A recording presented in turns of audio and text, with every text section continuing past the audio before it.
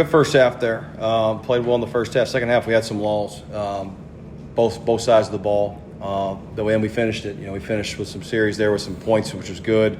Got some turnovers late, which was good. They're a good team. They've played Maine close, William & Mary close.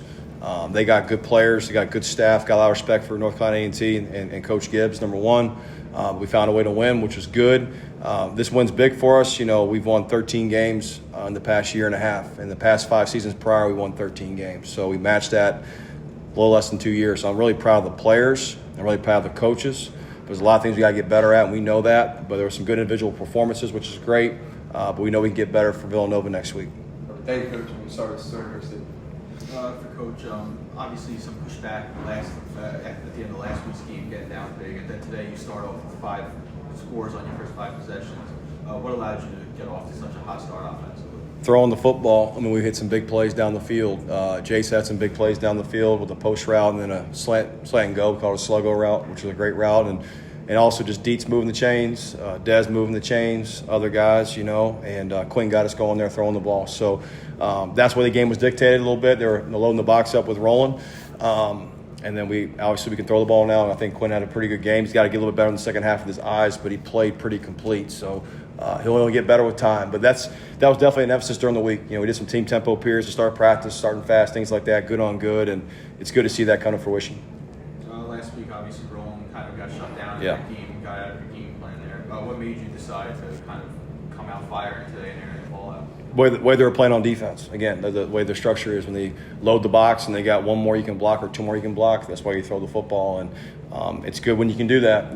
There's an old adage, you throw to score and run to win. And when you throw a ball like that, you're going to score points. There's no question about that. And when you got playmakers like we do and a quarterback that can deliver the ball, that's going to help us, propel. We just got to run the ball better. That's the one thing I'm very upset about. I said that to the team. We got to be a lot better running the football with our line of scrimmage and our backs too. Roland wasn't perfect. We got to be better how we call it. We just got to be better in that facet. I'm glad we can throw it. That's great. But you play against some really good teams, and A&T's a good team as well. But we got to be able to run the ball and do both. I think that's something we have to do moving forward.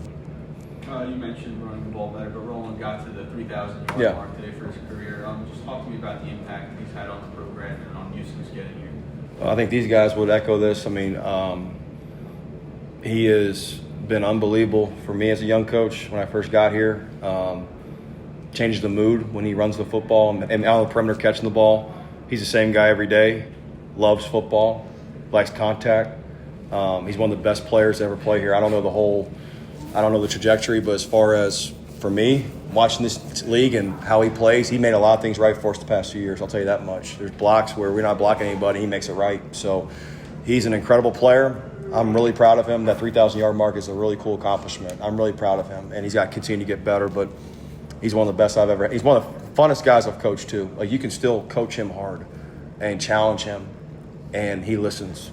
Where some guys decide not to. That's just cool to me. A guy that wants to continue to get better. That's just – it's a sentiment to his family and really to him more importantly. I'm just really proud of him. On the pass catching side too, not only obviously Jayce had a big game here, but you utilized a ton of receivers today. What does that say about your depth and kind of being able to disperse the ball around like that? Yeah, we got a lot of great pass catchers. I'm looking at the stat line here. Dietz had 8 catches. Jayce had 7 for 140. Roland 6 catches, 72 yards. Dez 5 for 48. Flood Brown's a guy that's been hurt, and he had a good game. He also had some big plays on the perimeter as far as blocking. Benucci as well, Justin Richard. We got a lot of capable guys that can catch the football, and that's awesome. That's a credit to Coach Davis and Coach Martino with that room and making plays for us on the edge. So that's huge for Quinn too to have that. Having those guys that you can throw to and lean on and make plays for him. Then with Quinn, we also obviously opened up the game for him a little bit to run as well. What did you see from him and utilizing him with some of those design runs there? Great question. I had Udinsky at Richmond. That was a hidden stat I had. If we rush for 35 yards with Udinsky, he's not a runner, and Quinn's not a true runner.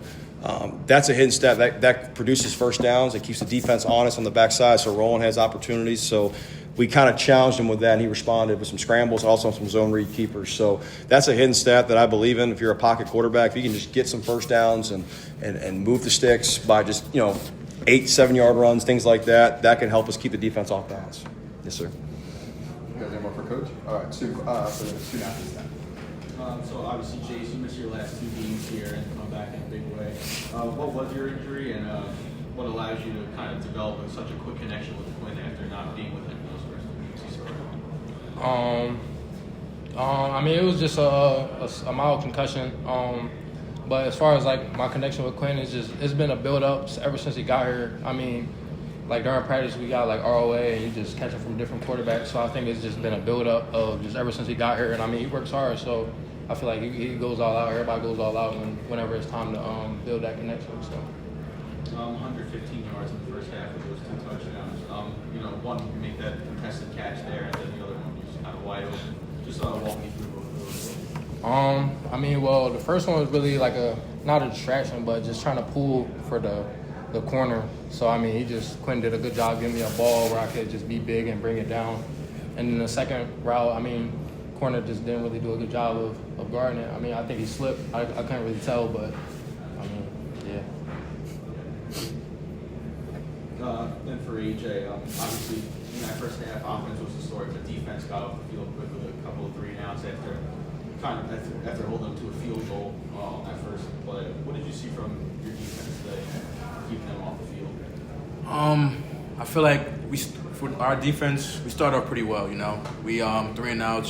Started off strong in the first half. But the thing that we really needed to work on throughout games and just finishing off the season, just killing teams in the second half, and that's what we kind of been lacking from game 1 to now, and it's either we lack first half and then we better the second half, but it's like we try to play complementary football in a collective game. So the more as a defense we continue to finish it from first quarter to fourth, will make it so much easier for the offense day by day. Then today led the team in tackles and also had a sack. It seems like you've been more active in pass rushing this year. What's gone into that success? My idea. It's been a lot, like we've gone through ups and downs, and honestly, me rushing the edge was just a business decision, better for me and just better for the team, because at the end of the day, I'm able to show versatility, but I'm also able to put certain players on the field that can make plays for us. So when you want to have your best players on the field, you got to move people around to make sure everybody is on the field.